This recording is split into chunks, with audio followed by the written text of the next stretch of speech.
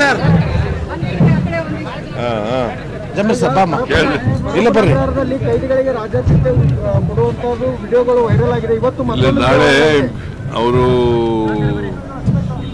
ಯಾರನ್ನ ಅಲ್ಲಿ ಈಜಿ ಹಾಕಿದ್ವಲ್ಲ ಅವರು ರಜಾ ಹೋಗಿದ್ರು. ಅದಕ್ಕೆ ನಾಳೆ ಮೀಟಿಂಗ್ ಕರೆದಿದ್ದೀವಿ.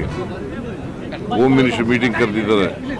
ಯಾರು ತಪ್ಪು ಮಾಡಿದ್ದಾರೆ ಅವ್ರ ಮೇಲೆ ಸೀರಿಯಸ್ ಕ್ರಮ ತಗೋತೀವಿ. ನಂಬರ್ 1. ನಂಬರ್ 2, ಮತ್ತೆ ಇನ್ನು ಮುಂದೆ ಈ ಥರ ಆಗಬಾರ್ದಾಗ ನೋಡ್ಕೋತೀವಿ.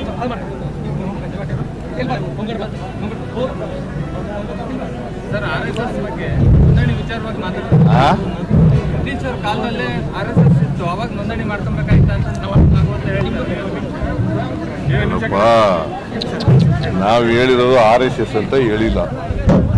ಎನಿ ಆರ್ಗನೈಸೇಷನ್ ಅವರು ಪರ್ಮಿಷನ್ ತಗೊಂಡು ಮಾಡಬೇಕು ಜಿಲ್ಲಾಧಿಕಾರಿಗಳ ಹತ್ರ ಅಂತ ಹೇಳಿದ್ದೀವಿ. ಅದನ್ನು ಬಿಟ್ಟರೆ RSS ಅಂತ ಸ್ಪೆಸಿಫಿಕ್ ಆಗಿ ಹೇಳಿಲ್ಲ. ಅವರು ಭಾವಿಸ್ಕೊಂಡಿದ್ದಾರೆ RSS ಅಂತ. ಎನಿ ಆರ್ಗನೈಸೇಷನ್ ಅಂದ್ರೇನು? ಎಲ್ಲ ಸಂಘ ಸಂಸ್ಥೆಗಳು. ಆಮೇಲೆ ಹೇಳಿ ಭಾಗವತ್ ಹೇಳಿದಕ್ಕೆಲ್ಲ ನಾವು ಉತ್ತರ ಕೊಡಕ್ಕಾಗಲ್ಲ. ಸಂಸ್ಥೆಗಳು TPZP ಚುನಾವಣೆ ಮಾಡ್ತೀರಾ? TPZP ಚುನಾವಣೆ ಮಾಡ್ತೀರಾ? ಯಾವುದು? ಜಿಲ್ಲಾ ಪಂಚಾಯತ್ ಎಲೆಕ್ಷನ್ ಮಾಡ್ತೀವಿ. ಯಾವಾಗ ಮಾಡ್ತೀರಾ? ಕೋರ್ಟ್ನಲ್ಲಿ ಇದೆ. ಯಾವಾಗ ಹೇಳ್ತೀರೋ ಆಗ ಮಾಡ್ತೀವಿ. ಕಾರ್ಖಾನೆ ಮಾಲೀಕರು ನೀವು ಹೇಳಿದಂತೆ 50 ರೂಪಾಯಿ ಕೊಡಕ್ಕೆ ವಿರೋಧ ಮಾಡ್ತಾ ಇದ್ದಾರೆ. ಸಕ್ಕರೆ ಕಾರ್ಖಾನೆ ಮಾಲೀಕರು ಅವ್ರ ಎದುರುಗಡೆನೆ ತೀರ್ಮಾನ ಮಾಡಿರೋದು. ಎಲ್ಲರೂ ಕೊಡ್ತಾರೆ. ಯಾರು ಕೊಡೋದಿಲ್ಲ ಅವರು ಕೂಡ ಕೊಡ್ತಾರೆ ಅಂತ ಅನ್ಕೊಂಡಿದ್ದೀನಿ ನಾನು. ವಿರೋಧ ಮಾಡ್ತಾ ಇದ್ರು.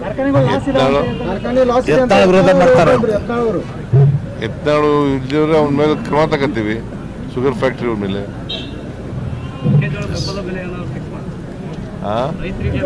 ಬೆಂಬಲ ಬೆಲೆ ನಿಗದಿ ಮಾಡೋರು ಯಾರು? ಕೇಂದ್ರ ಸರ್ಕಾರ ಅಲ್ವಾ? ಮತ್ತೆ ನಮ್ಮನ್ನು ಕೇಳಿದ್ರೆ ಅದಕ್ಕೆ ಪರಿಹಾರ ಕೊಡ್ತೀವಿ. ಈಗ ಎಲ್ಲಿ ಹಾನಿಯಾಗಿದೆ, ಸುಮಾರು 11 ಲಕ್ಷ ಹೆಕ್ಟೇರ್ ಪ್ರದೇಶದಲ್ಲಿ ಹಾನಿಯಾಗಿದೆ. ಅವ್ರಿಗೆಲ್ಲ ಪರಿಹಾರ ಕೊಡ್ತೀವಲ್ಲ. ವಾಲ್ಮೀಕಿ ಸಮುದಾಯಕ್ಕೆ ಸಚಿವ ಸ್ಥಾನ ಕೊಡಬೇಕನ್ನೋ ಬೇಡಿಕೆ ಇದೆ. ವಾಲ್ಮೀಕಿ ಸಮುದಾಯಕ್ಕೆ ಸಚಿವ ಸ್ಥಾನ ಕೊಡಬೇಕು. ಸಂಪುಟ ವಿಸ್ತರಣೆ ಸರ್. ಸರ್ ಅದೇ ನಾವು ಬೆಳಗ್ಗೆ ಒಂದು 10:30 ಅಷ್ಟೊತ್ತಿಗೆ ಬಂದ್ವಿ. ಇಲ್ಲಿ ಸರ್ಗಳು ಕೂಡ ಅರುಣ್ ಸರ್ ಇರಲಿಲ್ಲ. ಅವ್ರಿಗೆ ಬೇರೆ ಬೇರೆ ಕರ್ತವ್ಯಗಳಿರ್ತವೆ, ಸಹಜ ಹೌದು. ಆದರೆ ಇಲ್ಲಿಗೆ ಬಂದಿದ್ದೆ 3 ಗಂಟೆ ಅಷ್ಟೊತ್ತ ಸಂದರ್ಭ ಆಗಿತ್ತು.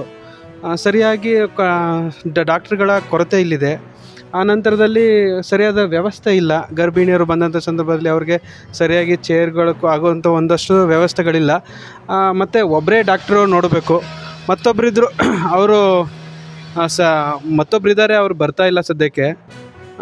ಹೀಗಾಗಿ ಗರ್ಭಿಣಿಯರಿಗೆ ಮತ್ತು ಮಕ್ಕಳಿಗೆ ತುಂಬ ತೊಂದರೆ ಆಗ್ತಿದೆ. ಬೆಳಗ್ಗೆಯಿಂದ ಬಂದರೂ ಕಾದ್ರೂ ಕೂಡ 3 ಗಂಟೆ ಮೇಲೆ ಬರ್ತಾರೆ. ಅದು ಮುಗಿಯೋದು ಎಷ್ಟೊತ್ತಾಗುತ್ತೋ ಗೊತ್ತಿಲ್ಲ. ಒಂದೊಂದು ದಿನ 6 ಗಂಟೆ ಆಗುತ್ತೆ, ಒಂದೊಂದು ದಿನ 6:30 7 ಗಂಟೆ ಆಗುತ್ತೆ. ದೂರದ ಊರಿಂದ ಬಂದಿರ್ತಾರೆ. ಬಸ್ಗಳ ಕೊರತೆ ಇರ್ತವೆ. ಹಾಗಾಗಿ ತಾವು ಇದ್ರ ಬಗ್ಗೆ ಸೂಕ್ತ ಗಮನ ಹರಿಸ್ಬೇಕು ಅಂತ ನಿಮ್ಗೆ ಕೇಳ್ಕೊಳ್ತಾ ಇದ್ದೀನಿ.